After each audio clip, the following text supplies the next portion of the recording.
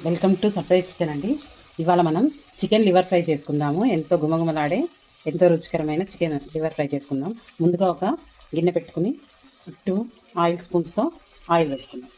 Oil కాగగానే మనం cut చేసి పెట్టుకున్న ఆనియన్, పచ్చిమిర్చి వేస్తాం. ఇది గోల్డెన్ బ్రౌన్ వచ్చే వరకు వేగనిద్దాం. ముందుగా చికెన్ లివర్ని శుభ్రంగా కడిగి నీచు వాసన లేకుండా పెట్టుకోవాలి. మన చికెన్ లివర్ ఫ్రై ఎంతవరకు వచ్చిందో చూద్దాం. ఇలా బ్రౌన్ కలర్లో ఆనియన్స్ వేసుకోవాలండి. అప్పుడు 2 రెబ్బల కరివేపాకు, పసుపు వేసుకుని కలుపుకోవాలి. టేబుల్ స్పూన్ అల్లం వెల్లుల్లి, ఇది చిన్న స్పూన్ అండి, అందుకే 2 వేసాను. ఇలా ఒక 2 నిమిషాలు మొత్తం వేగాక మనం తీసుకున్న చికెన్ లివర్ని వేసి ఇలా మొత్తం వేసాక చక్కగా కలుపుకోవాలండి.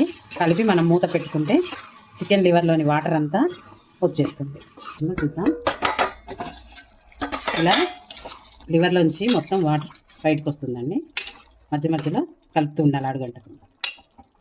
లివర్ ఫ్రై ఎంతవరకు వచ్చిందో చూద్దామండి. అయిపోవచ్చింది. ఇంకొక 5 మినిట్స్ వాటర్ అంతా ఇంకిపోయి ఆయిల్ సపరేట్ అవ్వాలి. లివర్ ఫ్రై చూద్దామండి.